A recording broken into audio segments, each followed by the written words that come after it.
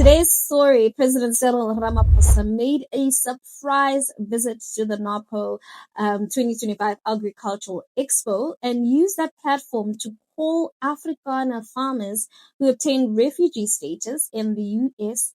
cowards. He insisted that they fled instead of staying and fighting to build South Africa now. But in the end, it's a group of South Africans who are demonstrating that the changes and transformation that we are embarking upon here, they are not favorably disposed to it, and that's why they are running away. So as South Africans, we are resilient. We don't run away from our problems, and we shouldn't run away from our problems. And if you look at all national groups in our country, black and white, we've stayed in this country because it's our country and we must not run away from our problems. We must stay here and solve our problems. So when you run away, you're a coward. And that's a real cowardly act. And I expect every South African to stay here and we work together and we solve our problems. We've got the most beautiful country in the world, and I can bet you they will be back soon because there's no country like South Africa. These remarks and the reaction they provoked are not just about insult. I do believe that they reveal something quite deep about who gets to claim victimhood and who gets protected and whose safety is treated as a national priority. Now, at NAMPO, Ramaphosa addressed the 59 Afrikaners who flew to the U.S. under Trump's expedited asylum program. He said, and I quote, "When you run away, you're a coward, and that's a real cowardly act. I expect every South African to stay here and work together."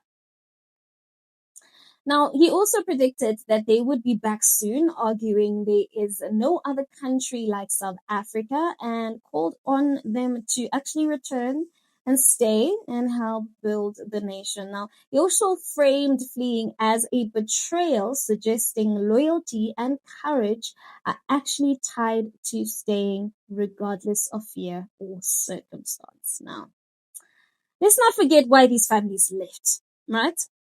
They were fast-tracked through a U.S. refugee program created specifically for white South Africans, which is a policy based on the claims of white genocide and fears tied to land reform. Now, this program offered housing, offered expedited status, and resettlement support, whereas refugees from crisis zones in Africa wait in camps for years. The U.S. Episcopal Church even refused to resettle Afrikaners, citing preferential treatment for one group as contrary to racial justice. Now, family, this is not justice. It is a privilege packed as panic, and a privilege that the state and media still need to validate. As a Black South African, I feel so compelled to speak the plain truth. We understand fear. We understand violence. Crime in townships and rural areas is as real as any threat to Afrikaner farms. We also bury our loved ones. We endure broken policing, and we wake up every morning wondering if today is the day we get attacked. But we do not get a fast track to salvation. Our fear really even becomes international headlines. Our pain is really packaged into priority resettlement. Yet when white citizens leave, they're framed as victims, and when Black families stay, they're framed as statistics. There is a persistent narrative in a country when white South Africans fear violence, it becomes a national crisis. But when Black South Africans fear violence, it becomes normal crime. Ramaphosa's remarks paints running away as a moral failure, yet they ignore why these families fled in the first place. Fear is valid until it's inconvenient. An Afrikaner farmer flees and is called coward, and a township resident stays and becomes silent and is deemed a statistic. This is not about courage hierarchy. This is entitlement, and we must ask who gets to define crisis and who gets to claim victimhood. Because history has really showed us that the powerful and the not so vulnerable always get first priority. And let's also tackle the core issue, which is security failures, right? The violent crime we see in farmlands and the poorest towns and the city streets, it's all stems from a broken system. A system that does not protect equally. If Ramaphosa wants courage, let it be shown in policy and not just speeches.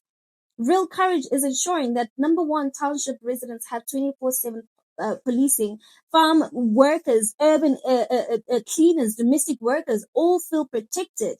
Swift justice for attackers, regardless of location or race. That is exactly what we want. Courage is not measured by who stays, but by how we protect. So, to the white South Africans concerned about safety, you deserve protection. Your lives matters. But demanding preferential treatment undermines the principle of equal citizenship. And to Black South Africans, our right to safety is not secondary. We will not be silent when violence is racialized as uniquely tragic, only when it affects white bodies. And to the government, protect every citizen, prioritize reform, allocate resources fairly. Ramaphosa must follow his statements with real safety plans, with responsive policing and systemic reforms, not just symbolic speeches and expos. Ramaphosa's words calling fleeing Afrikaaner cowards are powerful, yes, but they also incomplete, because true courage is not about staying in fear. It's about building a nation when no one should have to flee. Courage is not entitlement, it's collective protection. If we want South Africa to be a home and not a sanctuary, then our safety must not depend on race or privilege or fear. It must depend on justice, on equity, and accountability. Now, I'm Naledi Mfoloe, and this is the NUNC, where the truth is global, powerful, and unapologetically Black. Now, let's continue the conversation in the comment section. I'd really like to hear what your thoughts are on this. And while you're at it, don't forget to give this video a thumbs up.